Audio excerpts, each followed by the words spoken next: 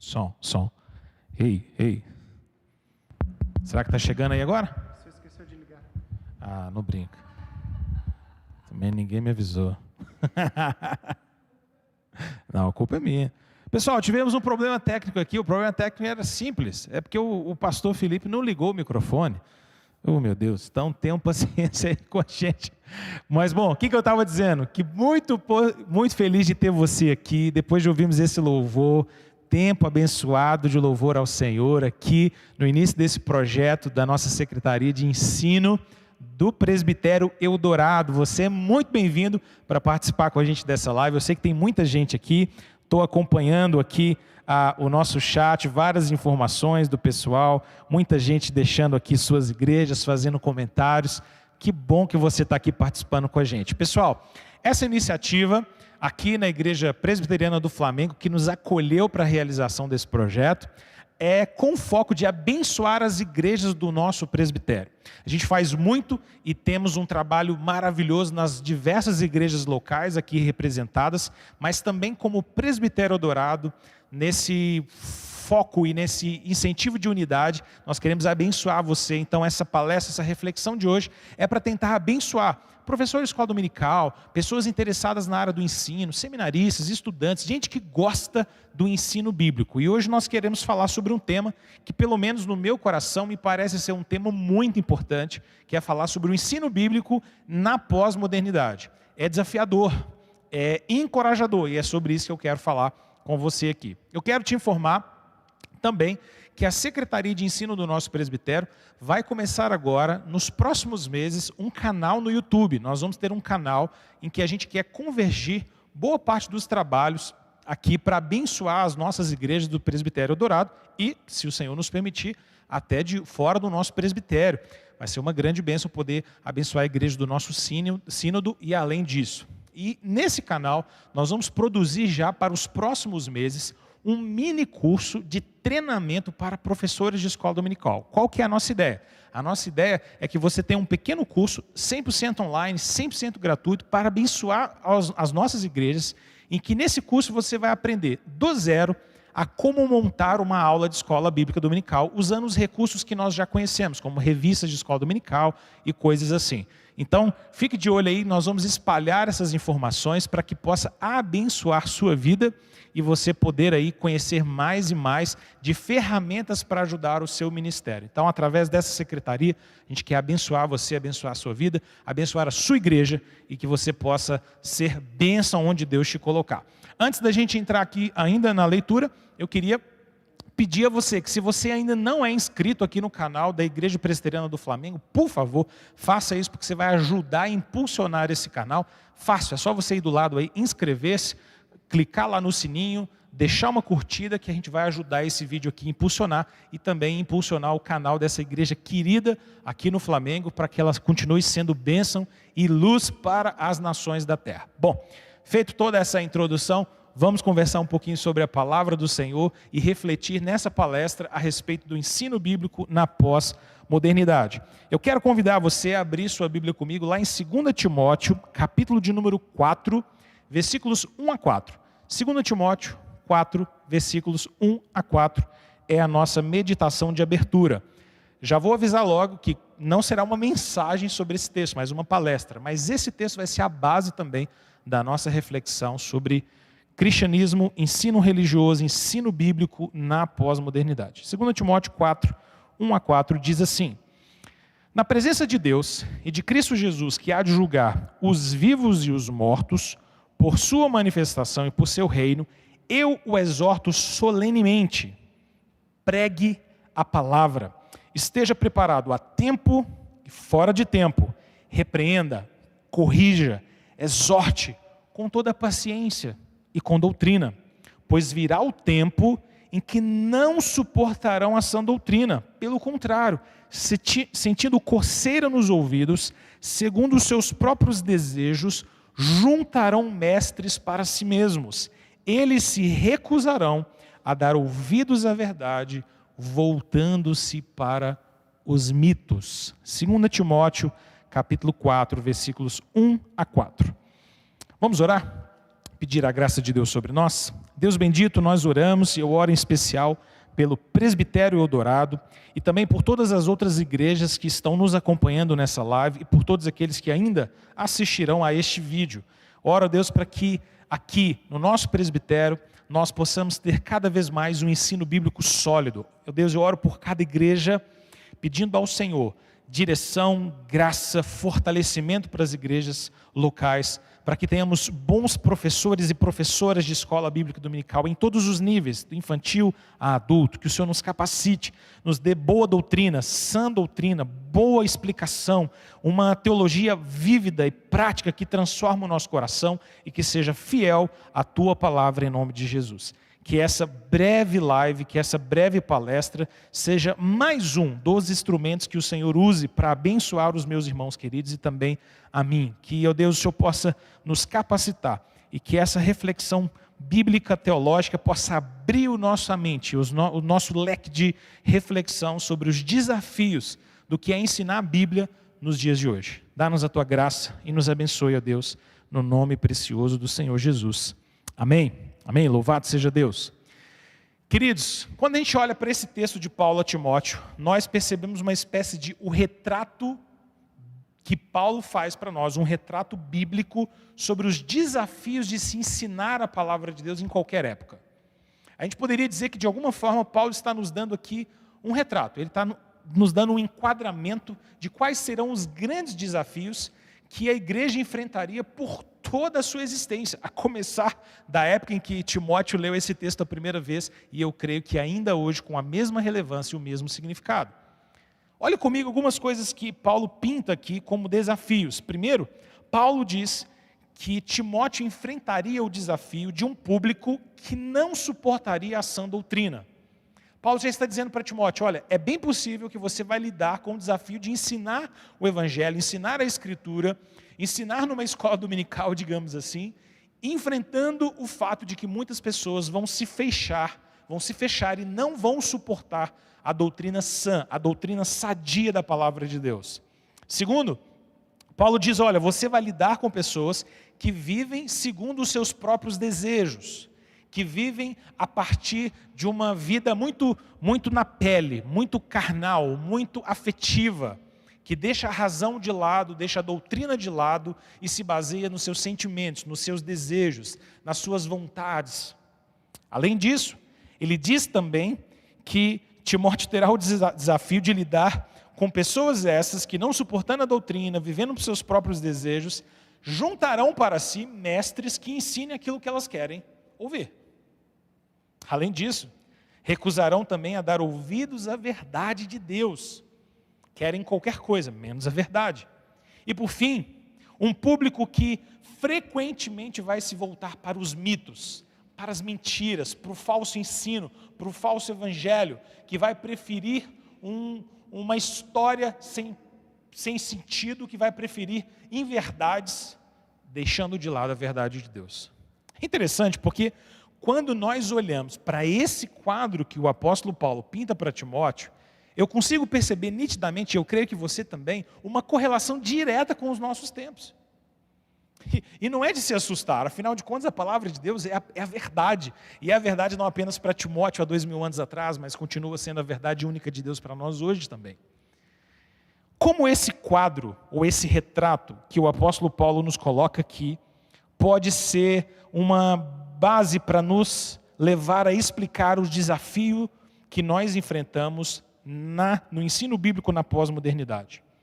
Bom, há um autor chamado Richard Jensen que diz o seguinte: a pós-modernidade é um mundo pós-tudo. A pós-modernidade é uma espécie de mar de mudanças. Eu acho interessante a forma como ele coloca isso, porque o que ele está fazendo a gente perceber é que o que nós vivemos hoje, o tempo que nós vivemos, a pós-modernidade, poderia ser descrito como pós-tudo, porque parece que tudo passou, que nada tem relevância mais. A verdade não tem mais sentido, verdades absolutas não têm mais lugar, Não é possível mais falar em autoridade, não é possível mais falar em ensino no final das contas. Parece que todo tipo de ensino, que todo tipo de proposta de ensinar a verdade para alguém, cai numa espécie de crítica de fundamentalismo, de radicalismo, de alguém tentar impor algo sobre o outro, como se verdades não existissem mais, como se verdades absolutas fossem um bicho-papão que a gente tem que ficar longe delas, mas elas não podem existir. É como ele diz, um mar de mudanças, um mar de mudanças constantes. Deixa eu dar para você uma lista do que a gente poderia descrever que a era da pós-modernidade é contrária. Primeiro, a pós-modernidade tem um problema sério com a autoridade. A pós-modernidade tem um problema sério com a autoridade, porque a gente percebe uma rejeição de tudo aquilo que se coloca como autoridade. Nós temos, por exemplo, a negação do culto, a negação do sermão, da mensagem e até mesmo a negação do púlpito. Não é incomum, por exemplo, você perceber que em muitos locais hoje, em muitas igrejas hoje, o púlpito não tem mais um lugar de centralidade nem na estrutura daquela igreja. Você pode pensar, mas isso é algum radicalismo, isso não é tão importante. Bom, eu concordo com você que talvez não seja em todos os casos, mas é no mínimo sintomático, não é? É no mínimo sintomático de que talvez um púlpito como esse aqui que eu estou, simples como esse, ou talvez um mais robusto como aquele ali atrás de mim, tem um lugar de centralidade. Em muitas igrejas ele já não tem mais. Já não tem mais. Perde o significado, perde o lugar. O culto não tem centralidade, o sermão não tem centralidade. A ideia de alguém, um homem, ordenado pela igreja, escolhido pelo povo do Senhor, para ensinar a verdade do Senhor a outras pessoas, parece estranho para o nosso tempo e para a nossa geração, que nega e rejeita com todas as forças o conceito de autoridade. Não pode ter autoridade. Segundo, essa é uma era também que nega o conceito de verdade, que não aceita a própria verdade. É uma era antiproposição. Não se aceita nenhuma verdade que é enunciada. Quando você, professor de escola dominical, entra numa sala e diz, irmãos, isso é assim, a Bíblia diz que é dessa forma. O texto tal, a Bíblia está dizendo que é assim, assim, assim. Parece que mesmo dentro das nossas igrejas, muitas das vezes, esse espírito desse tempo já começa a pairar sobre nós, e nós temos visto costumeiramente rejeições do tipo, mas essa é a sua opinião, mas esse é o seu ponto de vista. Mas eu não penso assim. Mas espera aí, é a palavra de Deus que está dizendo. Olha aqui, é o texto. Olha só, esse é o texto aqui de Moisés, ou de Lucas, ou de Marcos. Mas essa é a sua opinião, essa é a sua interpretação. Percebe que parece haver uma descrença em verdades, uma descrença em verdades absolutas, uma descrença em verdades proposicionais. Ninguém pode mais apresentar algo como verdade, parece uma rejeição. Isso é típico do nosso tempo. O nosso tempo também, essa era pós-moderna, rejeita o próprio conhecimento. Nós vivemos de uma forma muito geral, uma espécie de uma era anti-intelectualista, que inclusive envolve a igreja, que nega e rejeita tudo aquilo que é concreto. É como se fosse um sentimento anti-teologia, como se teologia fosse sempre uma coisa ruim, quando na verdade, teologia é a vida da igreja. Teologia é o que a igreja faz. Quem mais poderia fazer teologia senão a própria igreja do Senhor Jesus?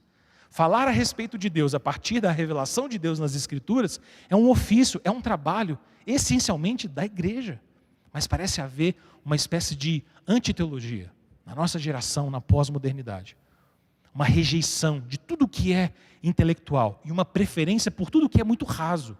Numa era de mídias sociais em que o conhecimento é pulverizado e muitas das vezes jogado para um lado para o outro, fica muito fácil para muita gente não ter que se aprofundar no conhecimento bíblico, mas simplesmente viver de migalhas aqui e ali.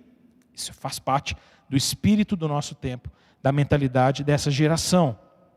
Olha só como esse retrato se parece com aquilo que o apóstolo Paulo dizia a Timóteo. Além disso, parece que existe uma rejeição também ao próprio culto cristão, ao próprio papel da igreja, o próprio papel do ensino. Há uma rejeição até mesmo ao próprio conceito de escola dominical. Ao ensino na igreja acaba sendo algo meio rechaçado. Será que é mesmo necessário? Será que é preciso mesmo que a gente tenha um EBD?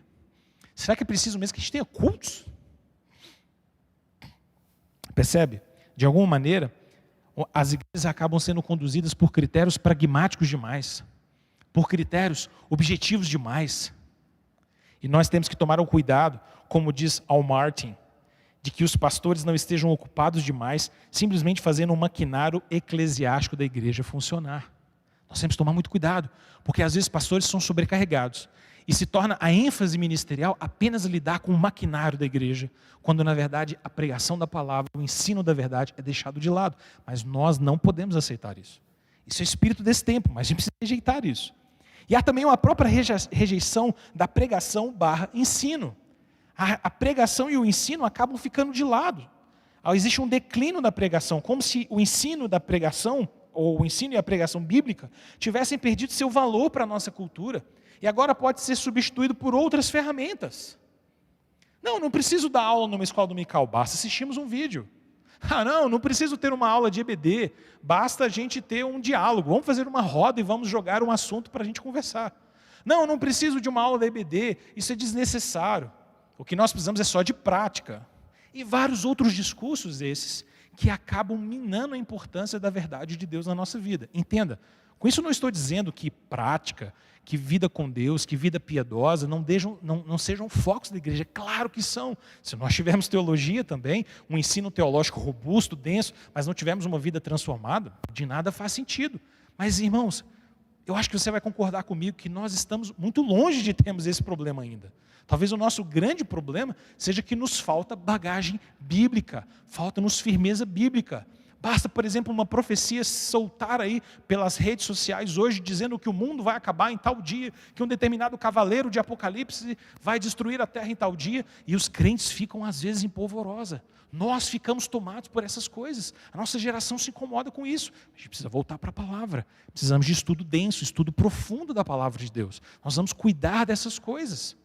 Porque os ensinos são muito enganosos, e se nós não tivermos firmeza na palavra, nós podemos acabar sendo enganados por eles. Então a gente precisa de firmeza. Nós precisamos disso. E bom, essas são marcas do que a gente tem vivido hoje na nossa conjuntura, ou o que a gente tem vivido hoje na pós-modernidade. Esse é um desafio muito grande. Bom, mas como é que a gente lida com esse problema? Eu quero falar então para você que está desafiado a ensinar na sua igreja. Como é que a gente pode lidar um pouco com esse problema? Primeiro, a gente tem que entender que, embora a pós-modernidade tenha tudo isso que eu falei, nós precisamos nos lembrar do fato de que a pregação na pós-modernidade, no final das contas, é só a mesma pregação em um ambiente de peculiaridades e de características próprias. O que eu quero dizer com isso? De que aquilo que Paulo já estava exortando e alertando Timóteo lá atrás, é o que vale para nós hoje. A pregação tem os mesmos desafios. As épocas mudam, e talvez algumas características mudem, e é por isso que a gente está fazendo essa live sobre esse assunto. Mas no final das contas, o grosso desse desafio, digamos assim, permanece o mesmo. Nós temos o mesmo desafio, porque a rejeição da pregação, a rejeição do ensino da palavra é antigo, isso é coisa antiga. Sempre será um problema para a igreja. Como nós vimos lá naquela exortação de Paulo a Timóteo. Ele diz: esteja preparado, Timóteo, a tempo e fora de tempo. Repreenda, corrija, exorte com toda a paciência e doutrina. Timóteo, você precisa estar pronto. E eu digo para você, você professor, você que está engajado no ensino na sua igreja, nós vamos estar prontos. Porque os desafios estão aí. Nossa época tem características próprias, mas o desafio é o mesmo. E aquele que ensina a palavra de Deus precisa, diante de tudo isso, reconhecer os elementos próprios da sua cultura e aproveitar as aberturas que nós temos. Então, quero mostrar para você agora o caminho para a gente lidar com isso. Como é que nós podemos, então, lidar com o ensino bíblico nessa era, lidar com o ensino bíblico na pós-modernidade? Eu creio que a maior ponte que a gente pode fazer, ou a maior estratégia que talvez nós tenhamos, é de reconhecermos as aberturas de comunicação e as aberturas de contextualização na nossa própria cultura. É interessante que a gente sempre fala de contextualização do evangelho, da pregação, quando a gente está falando sobre missão transcultural. A gente fala, quando um missionário vai para um campo transcultural, a gente diz, bom, ele vai chegar lá, vai lidar com uma outra cultura, então ele precisa pregar o evangelho, ser fiel ao evangelho, mas ele precisa contextualizar a comunicação. O evangelho é o mesmo, a pregação é a mesma, a substância do ensino é o mesmo, mas a comunicação precisa ser contextualizada. Mas é interessante porque quando nós falamos da pregação nas grandes cidades, na pregação na pós-modernidade, onde nós estamos hoje, por que a gente também não pensa na importância da contextualização da comunicação? Entenda, não é alterar o evangelho, não é mudar o conteúdo do evangelho, não é alterar nada do que a palavra de Deus ensina, mas entender que a nossa comunicação precisa alcançar a nossa própria geração. Nós precisamos entender isso. Há um artigo muito extraordinário que fala sobre a pós-modernidade como esse mar de mudanças, de um autor chamado Juliano Coccaro. E lá nesse artigo ele cita um autor chamado David Helm. E o David Helm diz o seguinte, olha só que legal essa frase dele, como isso se conecta com o que a gente está refletindo aqui agora. Diz assim, abre aspas, David Helm, num sentido mais amplo, as nossas tentativas de contextualizar devem sempre evitar um de dois erros. Por um lado, se a nossa pregação sempre se opõe à cultura, a nossa mensagem será rejeitada pelo mundo, mesmo antes de ter a oportunidade de apresentar a Cristo. Por outro lado, se acomodarmos a nossa mensagem ao mundo, perdemos o próprio chão que nos permite ser úteis para Deus no mundo. Nossa tarefa, preste atenção nisso, é encontrar uma maneira de levar a mensagem imutável de Deus, que não muda, a um mundo quase vazio de categorias bíblicas e repleto de confusão teológica. Eu acho fantástico isso que ele está dizendo. Porque, em resumo, ele está dizendo, olha, nós como igreja precisamos tomar muito cuidado, porque, de um lado, nós corremos o risco de não dialogarmos com a cultura, de não dialogarmos com o nosso tempo e de fingirmos que não sabemos de nada. E podemos correr o risco de o nosso ensino bíblico não mais comunicar com as gerações, não mais comunicar com o nosso próprio tempo. Ou nós podemos ir para o outro lado, para o outro extremo, de adaptar tanto a nossa linguagem, adaptar tanto o nosso conteúdo, que no final das contas a igreja acaba sendo mundanizada. A gente tem que evitar esses dois extremos. E o que ele está dizendo para nós é que nós precisamos achar então uma forma, no meio disso, em que a gente consiga comunicar o evangelho de uma maneira contextualizada para um mundo que está completamente vazio de categorias bíblicas.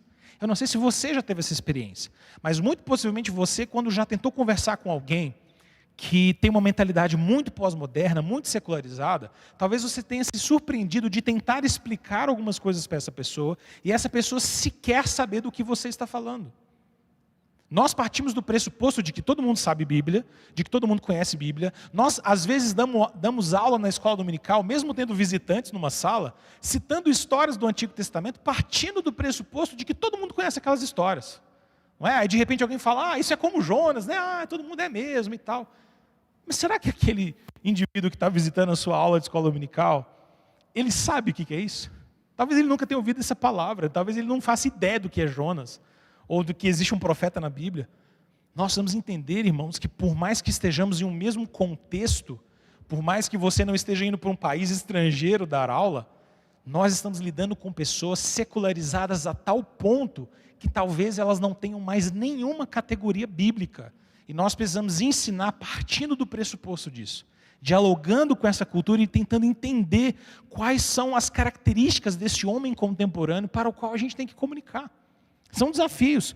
O grande desafio, então, é que a gente não faça um divórcio entre a exegese bíblica, o estudo bíblico, e a exegese cultural. Sabe o que é isso? Nós temos que tomar cuidado para a gente não deixar de ler o texto bíblico, mas também de ler o nosso público, ler o nosso povo, as pessoas para quem nós estamos falando. Porque muitas das vezes, quando a gente vai preparar uma aula, preparar um estudo, preparar uma pregação, nós corremos o risco de olhar muito para o texto, e claro, o texto é sempre prioridade.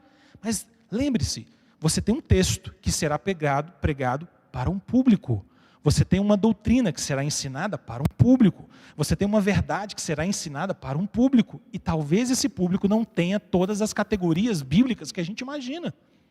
Será que eu estou lendo o texto, mas lendo o meu público?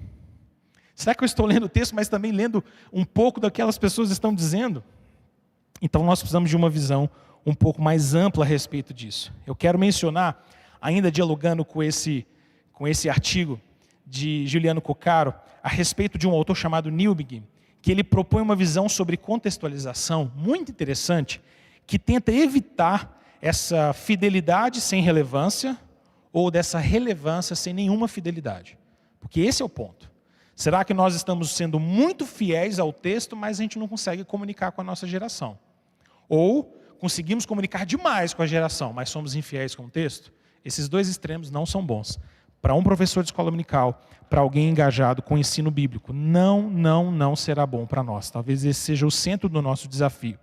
Bom, o que o Newbigin propõe para a gente? Na perspectiva dele, contextualização envolve dois elementos: solidariedade e oposição. Eu acho brilhante o que ele propõe. Ele propõe que se a gente quer lidar com o ensino bíblico na nossa geração, para pregar o evangelho para pessoas que não conhecem o evangelho, para dar aula na escola dominical e alcançar corações de um visitante, de alguém que vem e senta num banco de aula na sua igreja, mas não tem nenhuma referência bíblica, que talvez o pano de fundo dele seja um pano de fundo completamente apóstata, distante de Deus, ele não tem referências cristãs. Como é que a gente vai comunicar com essa nova geração?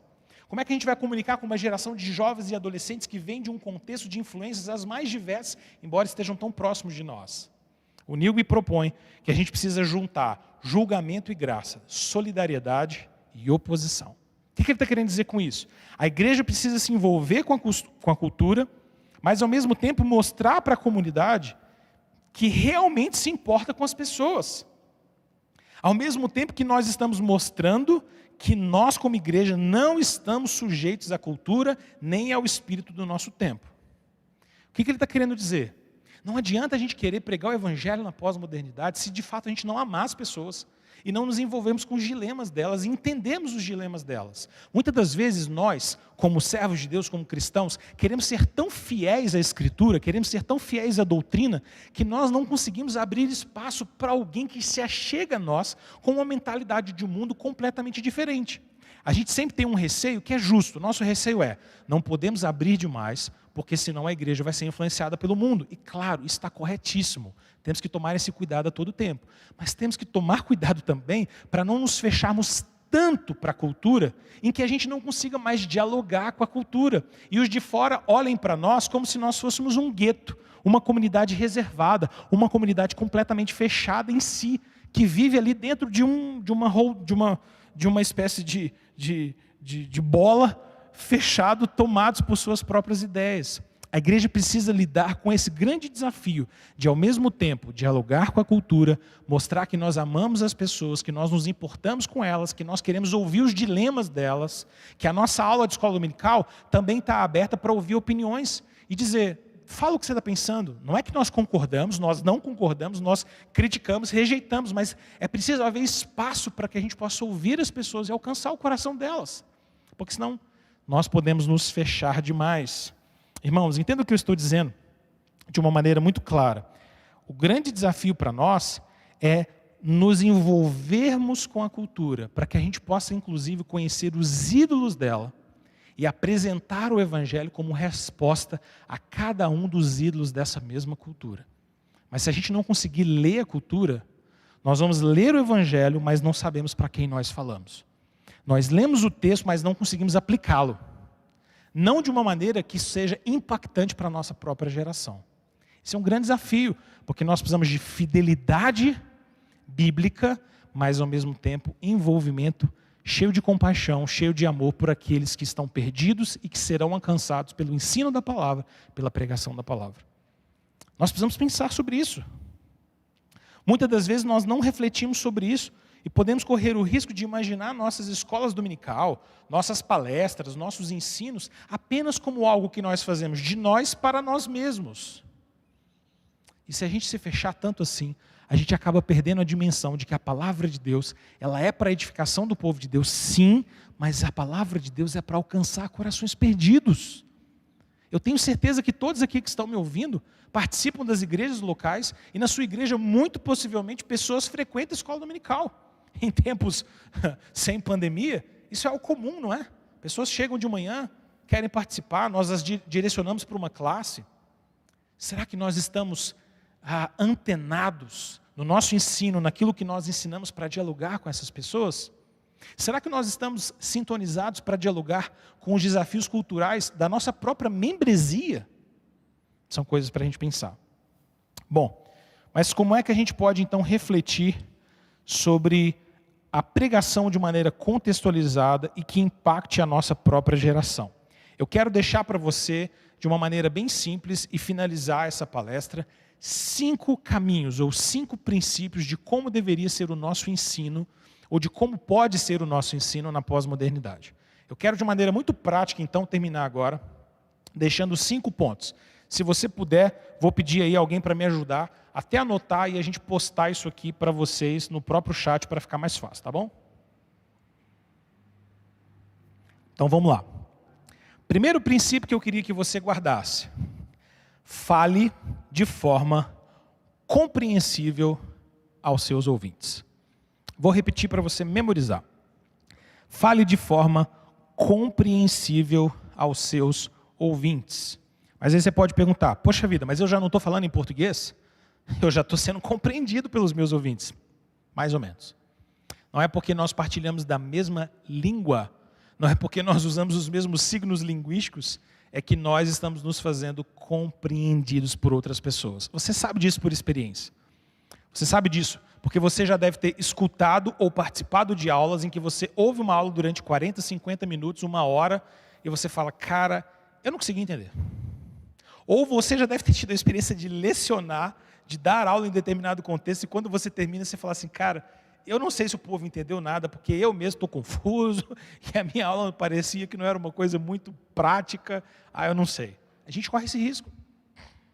Então a primeira lição que eu queria que você guardasse é, fale de forma compreensível aos seus ouvintes.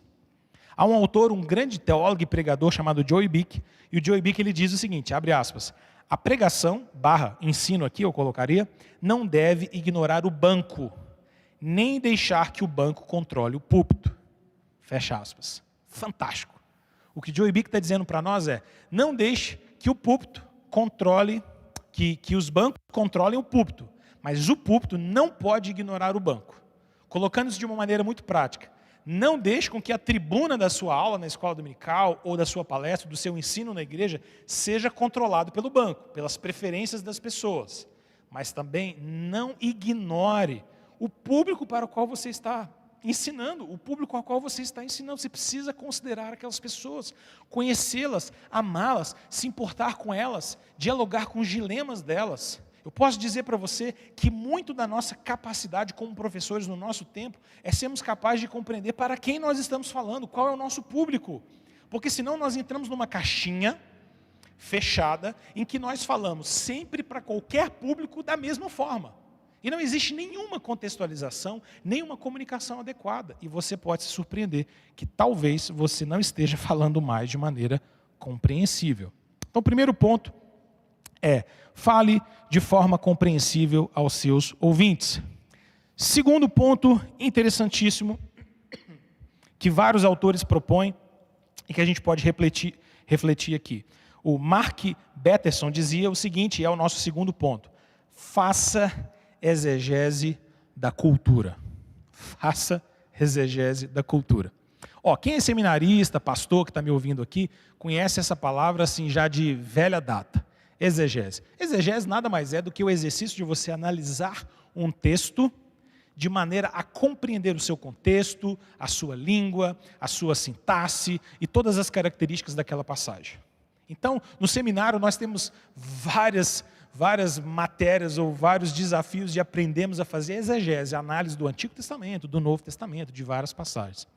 Mas a proposta aqui é que além de uma exegese do texto, a gente também aprenda a fazer uma exegese da cultura. Olha só o que esse autor, Mark Batterson, diz. Abre aspas. Não só se exige que seus praticantes se tornem habilidosos exegetas bíblicos, mas também requer que eles se tornem bons em fazer a exegese de suas congregações locais e dos seus contextos. Exegese cultural é uma ferramenta útil para anunciar o evangelho de forma relevante e transformadora para determinadas comunidades de fé. Fecha aspas. Ou seja, precisamos estudar o texto bíblico? Sim. Você precisa estudar a sua lição? Sim. Você vai preparar uma palestra com cuidado? Sim. Mas também a gente precisa analisar para quem nós estamos falando. Quem são os nossos ouvintes? Que comunidade é essa? Qual é o meu ambiente cultural? Em qual bairro a minha igreja local está inserida? Esse bairro tem características específicas? As pessoas que frequentemente vêm à nossa igreja têm alguma característica? Se eu estou numa cidade de grande centro, eu preciso lidar com os desafios do grande centro. Se eu estou no interior, preciso lidar com os desafios do interior. Se eu estou num bairro, talvez de uma faixa social um pouco mais elevada, quais são os dilemas, quais são os ídolos desse ambiente? Se eu estou num bairro de uma faixa social um pouco mais baixa, quais são os ídolos, quais são as características, quais são os dilemas? Enfim, a gente poderia fazer diversas perguntas para que a gente possa também entender qual é o nosso público, para quem nós estamos falando.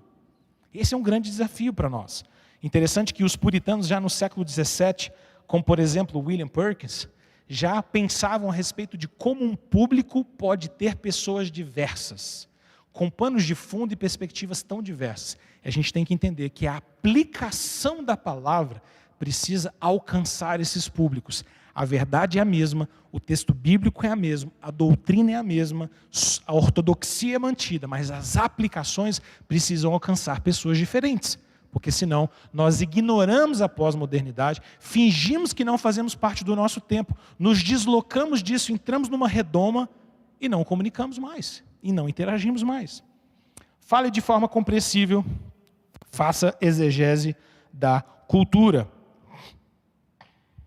Terceiro ponto que a gente precisa pensar e refletir: confronte a cultura. Terceiro ponto, confronte a cultura. E aqui eu acho extraordinário. Tim Keller, um autor muito conhecido nosso, um pastor presbiteriano nos Estados Unidos, e o Tim Keller por diversas vezes fala sobre o desafio de nós confrontarmos a cultura, confrontarmos os ídolos da cultura, os falsos deuses propostos pela cultura. Inclusive ele tem um livraço chamado Deuses Falsos, ou Falsos Deuses, Tim Keller. Fica aí uma recomendação para todo professor de escola dominical. Você deveria ler esse livro, vai te ajudar muito. Nós precisamos, em terceiro lugar, então, aprender a confrontar a cultura. Precisamos ter uma relevância desafiadora, de tal forma que o Evangelho conduza as pessoas a questionarem aquilo que elas nunca questionaram antes. Irmãos, a gente precisa entender que nós precisamos ler a cultura, observar aspectos da graça comum na cultura. A cultura é marcada por muitas coisas boas, que refletem a graça de Deus, que refletem a bondade de Deus, o sim de Deus. A cultura é marcada de coisas belas, de boas descobertas, de arte, de beleza, de música, de coisas lindas que são criadas. Mas, ao mesmo tempo, a gente não pode fechar os nossos olhos para o fato de que a cultura está embebida por idolatria. Os ídolos da cultura dominam a cultura e nós precisamos criticar os ídolos da cultura, apresentando o Evangelho como resposta à idolatria. Nossa cultura idolatra o sexo, nossa cultura idolatra o dinheiro, a nossa cultura idolatra a fama, a nossa cultura idolatra a vaidade, a nossa cultura idolatra o próprio eu, a nossa cultura idolatra os bens, a posse, a violência. A nossa cultura é cheia de ídolos. E para cada um deles, Tim Keller nos lembra, a palavra de Deus nos oferece um antídoto. A palavra de Deus nos oferece uma resposta. Mas como é que nós vamos saber? Nós vamos ler a cultura e ler as escrituras. Eu leio para as escrituras e olho para a cultura e sou capaz de dizer, isso é um ídolo da cultura. Isso é algo que precisa ser confrontado. E assim a gente começa a encontrar um caminho de comunicação. Então preste atenção, nós precisamos falar de maneira compreensível, precisamos fazer uma exegese da cultura, conhecer a cultura, mas nós precisamos confrontar a cultura. Quarto lugar, nós precisamos também aprender a pregar apologeticamente. O que quer dizer isso? Pregar apologeticamente é aprender a pregar de uma maneira que nós sejamos nós mesmos uma defesa do Evangelho. O que eu quero propor para você aqui pensar, junto com esses autores, Newbigin, Tim Keller, Coccaro e tantos outros que estão referenciando essa palestra, é de que pregar apologeticamente envolve viver de maneira radical contra os ídolos da cultura. Se a igreja vive em conformidade com aquilo que ela prega, a sua pregação se torna poderosa. Mas se a igreja não vive em conformidade com aquilo que ela prega, a sua pregação cai no vazio. Se nós confrontamos os ídolos da cultura, mas nós mesmos idolatramos esses mesmos ídolos, então o nosso ensino bíblico, a nossa pregação, o nosso ensino em qualquer âmbito vai perder o seu valor.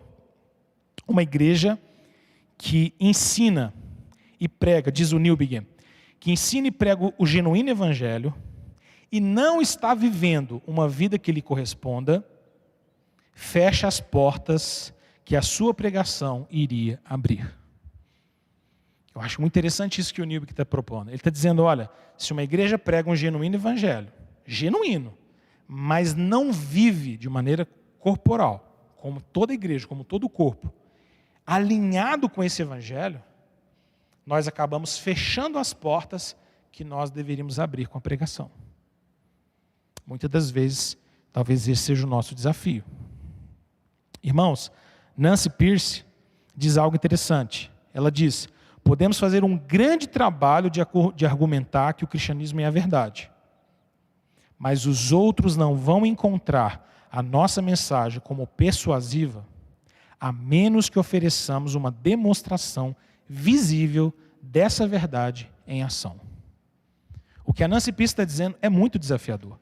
O que ela está dizendo é, tudo bem, a gente pode ter uma pregação fantástica, um ensino bíblico criterioso. A gente pode, todos os domingos, na nossa escola dominical, ensinar rigorosamente que o cristianismo é a verdade completa. É a resposta para o homem.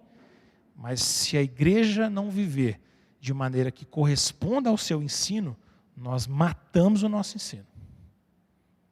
E perdemos o poder da nossa própria pregação, da nossa próprio ensino bíblico.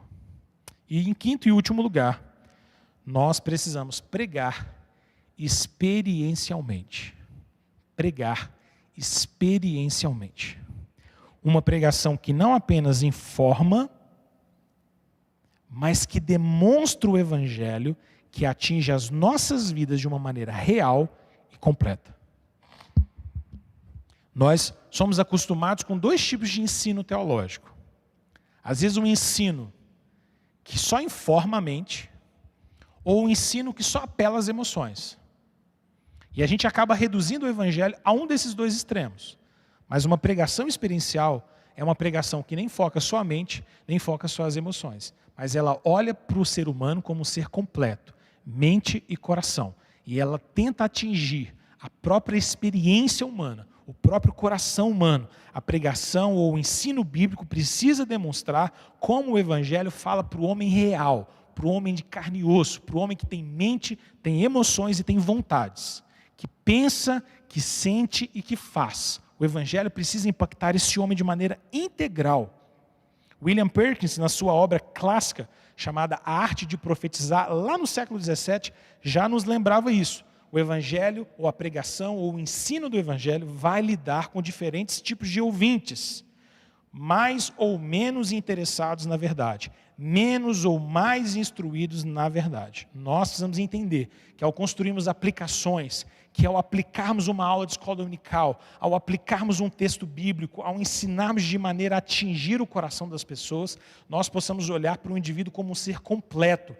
Escola dominical não é só para encher a mente, mas também para atacar o coração, as emoções, mas não só também para emocionar, não é só emocionalismo barato, é para informar e para desafiar a mente, ou seja, nem um lado nem o outro, o homem todo, mente, coração e ação, seres integrais, que têm mente, que têm sentimentos e que têm vontade. E o evangelho precisa falar ao homem de uma maneira integral. Isso que eu estou dizendo pode parecer, mas isso não é muito difícil? Não.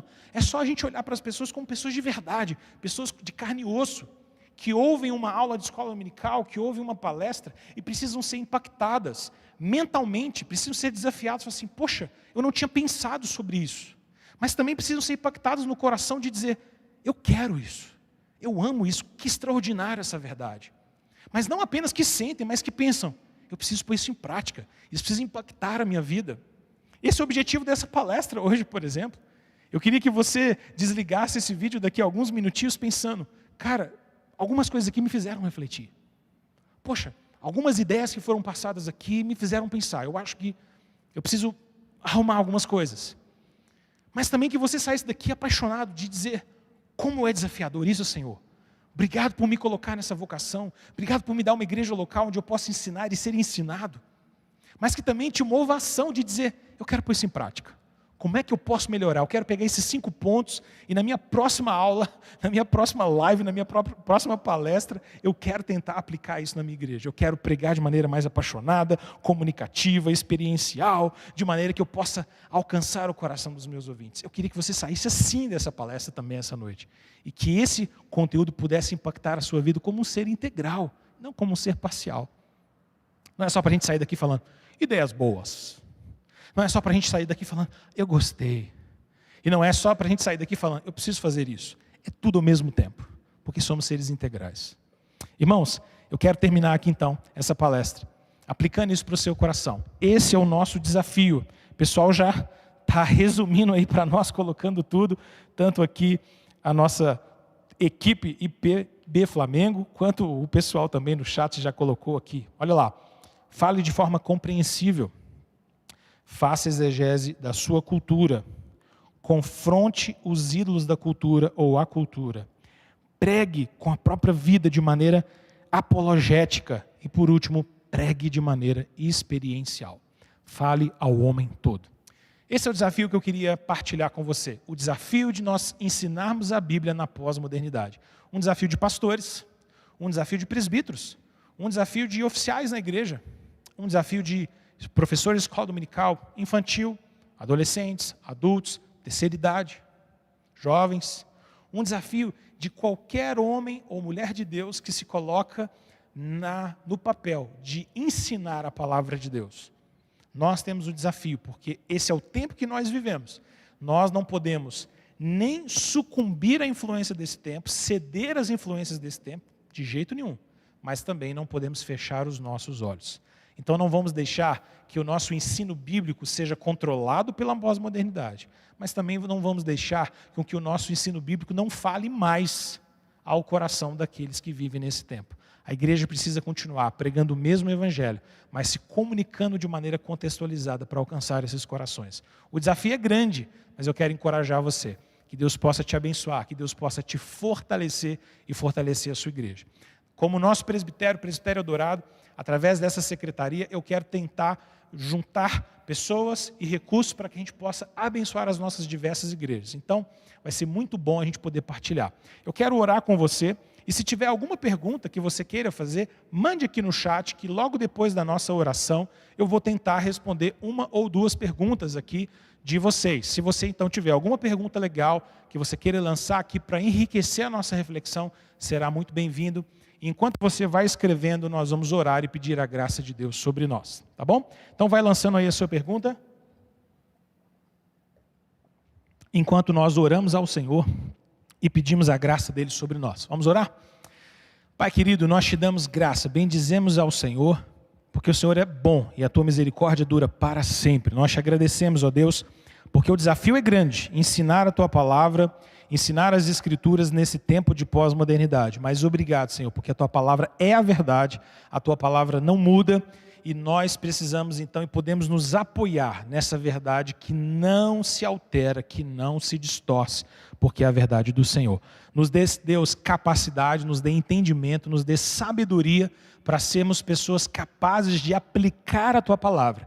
Deus, eu oro por cada professor, cada professora, cada obreiro, cada seminarista, pastores, irmãos e irmãs, oficiais envolvidos na área de ensino em suas igrejas locais. Que eles sejam lá, em cada uma dessas igrejas, uma grande bênção em tuas mãos. Que o Senhor os capacite, dê a eles inteligência, dê a eles graça, estudo, compreensão, para que eles possam levar o ensino da tua palavra de uma maneira fiel, de uma maneira fidedigna, honrosa com a tua palavra, mas ao mesmo tempo capaz de alcançar o coração do homem contemporâneo, com graça, com sabedoria, com amor, em nome de Jesus. Eu oro a Deus porque os desafios são muito grandes, mas o Senhor é que nos capacita, porque a igreja pertence a Ti.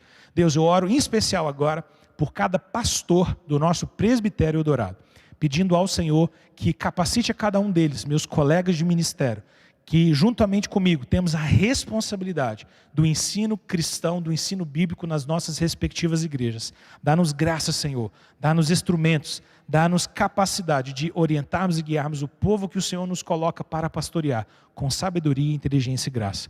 Eu oro por mim, eu oro pelos meus irmãos. Tem misericórdia de nós, Senhor, e nos capacite no nome precioso de Jesus. Amém e amém. Enquanto você vai colocando a sua perguntinha, então quero fazer uma canjinha sobre o curso que nós vamos lançar para vocês como um projeto da nossa Secretaria de Ensino aqui do PREL. Nós vamos lançar um pequeno curso, como eu disse no início, será um mini curso sobre como preparar uma aula de escola dominical do zero. A ideia é pegar um modelo de aula, por exemplo, das nossas revistas, como Cultura Cristã e tantas outras, e usar esse recurso para ensinar você passo a passo a facilitar a sua vida.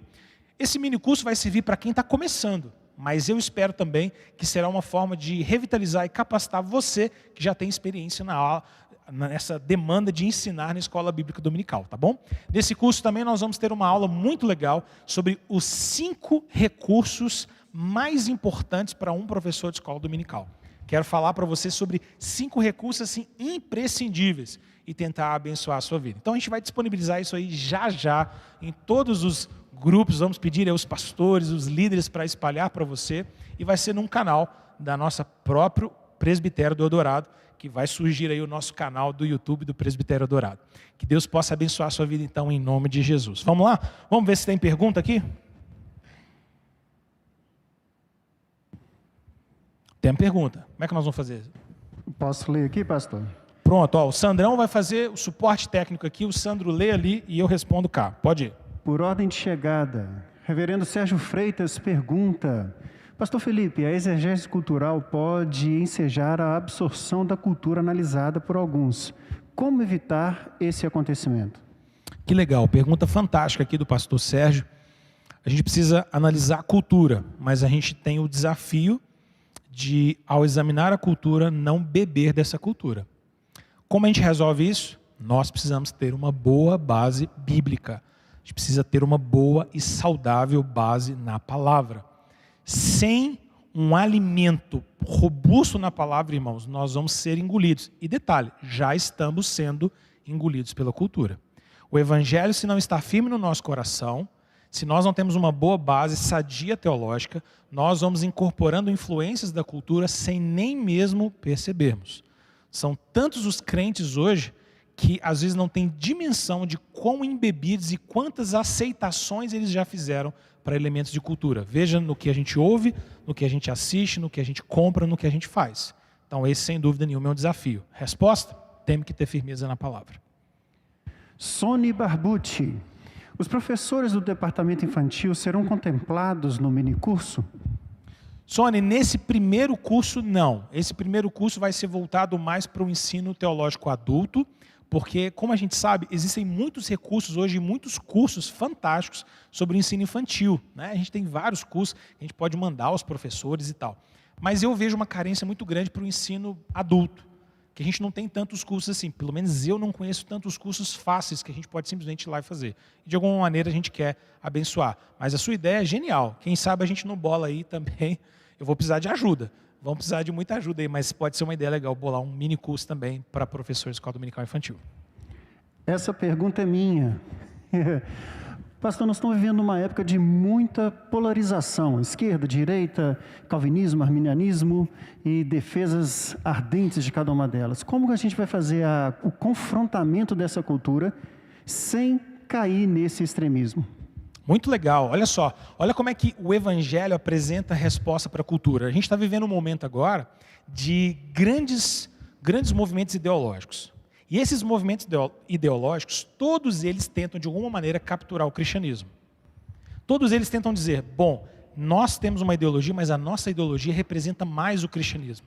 O que a palavra de Deus nos ensina? De que o cristianismo, de que a verdade do evangelho, ela é supra-ideológica. Ela está acima de qualquer ideologia humana. O que eu estou querendo dizer? Nem direita, nem esquerda, nem extrema daqui, nem extrema dali, nem qualquer outro tipo de ideologia humana é capaz de abarcar a verdade do evangelho. Porque a verdade do evangelho não é um produto da mente humana. A verdade do evangelho é a palavra de Deus anunciada a nós. O evangelho vem do céu para nós, vem do trono de Deus para nós. Então, uma forma do evangelho confrontar os ídolos culturais por exemplo, relacionados à política, é demonstrar que o verdadeiro rei sobre toda a terra é o único, exclusivo e soberano Senhor Jesus. O Senhor Jesus tem uma posição política elevada a todos os reis da terra, a todos os príncipes, a todos os presidentes, a todas as ideologias, a todos os partidos, porque ele está assentado num alto e sublime trono, e é o Evangelho que nos ensina isso.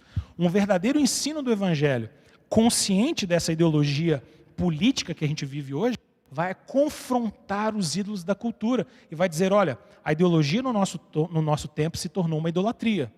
Os homens idolatram outros homens, figuras políticas, figuras que seriam supostas respostas para os problemas humanos. Mas só o Evangelho pode ser uma resposta. Está vendo como é que, de maneira muito prática, a gente pode oferecer uma resposta para a nossa própria cultura e para o nosso próprio tempo? Acho que é isso. Mais uma. Adelson Cabral, a igreja tem sido fiel e irrelevante ou relevante e infiel no seu ensino? Como ser relevante sem perder a fidelidade à palavra de Deus? Adelson, eu acho que a resposta para isso é a palestra que a gente fez hoje. Como é que a gente pode ser relevante e ao mesmo tempo fiel? Nós precisamos ler a Escritura, mas ler também o nosso tempo. A gente precisa de uma sólida bagagem bíblica, mas a gente precisa ser também capaz de ler a nossa própria cultura. Porque senão, nós corremos para um dos extremos. Ou somos embebidos pela cultura, e a igreja é mundanizada, o nosso ensino é mundanizado. Ou nos fechamos, nos enclausuramos, e a gente perde a capacidade de comunicar com o nosso tempo. Então nós precisamos de encontrar uma posição aqui, equilibrada, em que a gente possa ler o nosso tempo, mas firmados na palavra de Deus, firmados na verdade do Senhor. Creio que essa talvez seja a nossa grande resposta aqui para nós. Tá bom? Vamos lá? Tem mais alguma pergunta? Vamos ver se aparece mais alguma coisa aqui.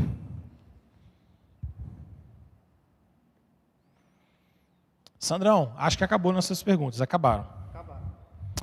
Muito bem, então, irmãos, já que nossas perguntas fecharam aqui, quero agradecer você que participou com a gente, que ficou aqui todo esse tempo, mais de 1 hora juntos aqui, refletindo sobre a palavra. Eu quero pedir ao Senhor que Ele abençoe você, que você tenha um ótimo restinho de noite, uma sexta-feira abençoada, um dia do Senhor maravilhoso no domingo com a sua igreja, quer presencial, quer acompanhando online, que Deus te abençoe. Não se esqueça, se você ainda não se inscreveu nesse canal, se inscreva, participe do canal da IPB Flamengo, tem sido uma bênção.